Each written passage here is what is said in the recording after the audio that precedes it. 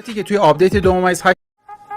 سلام دوستان عزیز، امیدوارم که حال دلتون خوب باشه. خوش اومدین به ویدیو اطلاع رسانی جدید از کانال من. توی ویدیوی امروز میخوام براتون اشاره کنم به جوایز رنک اپ آپدیت بعدی بازی پابجی موبایل که آیتمای نسبتا خوبی داخلش قرار گرفته که میتونید خیلی راحت و رایگان اونها رو دریافت کنید. که نیم نگاهی هم به تغییراتی که توی آپدیت 2.8 پابجی موبایل میخواد رخ بده میندازیم و توی ویدیو قبلی خودتون دیگه تماشا کردید که دو تا لابی مختلف رو توی سیزن ایتیری شاهد خواهیم بود که به بازی اضافه میشن و هر کدومش هم دیگه حالا طراحی و جذابیت خاص خودش رو داره. که امروز ویدیوی سایکل 5 سیزن 14 بازی که مربوط به آپدیت بعدی میشه منتشر شد و ابتدا به سراغ رنگ سیلور بریم که یه دونه عینک رو میتونید دریافت کنید که نمونهش توی رنگ‌های دیگه داخل بازی قبلا اومده بود و خب توی کاپ گلد هم میتونید که لباس لژندری رو دریافت کنید که طبق روال سیزن‌های پیش که همگی رو دخترانه طراحی میکرد اینم همونطوری کرده و خب دیگه حالا نهایتا یکم طرحش و رنگش اومده متفاوت شده که در نوع خودش بد نیست، ولی بهتر بود که بخواد یه تحول اینجا ایجاد کنه. و به کاپ دایموند که برسید میتونید که اسکین اسلحه ام جی 3 رو دریافت کنید که سبز رنگ هست و به نظرم چون که توی رویال پاس یه دونه‌شو قرار داده بود خیلی اهمیت زیادی برای پلیرها نداشته باشه، ولی خب برای تنوع بد نیست که دیگه حالا بخوایم برای یگان 4 5 تا اسکین متفاوت داشته باشیم که 4200 یعنی ایکس که رسیدید دیگه میتونید یه دونه ماسک رو دریافت کنید که ست هست با همون لباسی که بالاخره قرار دادن و توی ایس مستر هم میتونید که یک کلاگیس رو دریافت کنید که اون به نظرم ارزش داره که بخواید دیگه حالا رنک اپ کنید تا به 4700 برسید و بازش کنید. دومینیتور هم طبق روال همیشه یه دونه آواتار رو بهمون میده و خب کان کردن هم دیگه همون آواتار فیلم معروفش هست که ارزش خاص خودش رو داره. و به سراغ یک سری از گان‌های آپگریدی آپدیت بعدی هم که بخوایم بریم، اولیش این کار 98 هست که 7 لول هست و بالاخره تصاویری ازش منتشر شد که فیلم مسیج خوب و جذابی هم داره که دیگه حالا اگر دوست داشته باشید میتونید برای دریافتش توی سیزن آینده اقدام کنید که فاینال فرم خوبی هم داره. و خب دیگه حالا نمیشه 100% گفت که یه چیزی رو طراحی کردن که خفن ترین کار 98 بازیش بکنه و در حدی است که میشه توی تاپ 5 قرارش داد و خب لوت کریتش هم خوب هست که توی این موردش عالی کار کردن. و خب از این که بگذریم میرسیم به گان 8 لوله‌ای که ایوجی هست و میتونه پتانسیل اینو داشته باشه که بهترین اسکینی باشه که پابجی موبایل برای این گان داخل گیم ازش رونمایی کرده و متاسفانه ویدیوی رسمیش هنوز منتشر نشده، ولی از همین 8 لوله بودنش میشه متوجه خفن بودنش شد که یه اسکین گروزای 5 لوله هم میخواد به بازی بیاد که تم هالووین رو داره و اس ال آری که اونم حسابی خفن هست و میتونه شباهتی داشته باشه به همون تم های هالووینی که یه سری مواردی هم که توی ویدیوی سابق اومده بودم بهشون اشاره کرده بودم هم بهشون نگاهی میندازیم که این آواتار فیلم سیزن ایتیری هست که لباس آر پی 100 رو داخلش دیگه بالاخره قرار دادن که دیگه باید متوجه شده باشید که لباس دخترانه است و یکم هم فانتزیش کردن که دیگه حالا تصاویر اموت آر پی بعدی هم منتشر شده که متاسفانه هنوز ویدیوی رسمیش توی دسترس قرار نداره. و در رابطه با گان ها هم اگر بخوام اشاره کنم، اسکارل و مینی 14 یه جورایی میشه گفت که 100% شدن و گان آپگریدی سیزن ایتیری هم کراسبو است که با لول 3 کردنش میتونید کیل مسیج دارش کنید. در آخر هم مود سیزن آینده بازی پابجی موبایل رو دارید مشاهده میکنید که مربوط میشه به همون بحث هالووین. به پایان این ویدیو رسیدیم، امیدوارم از تماشای ویدیو لذت برده باشید. تا ویدیوی بعدی شما رو خدای بزرگ میسپارم.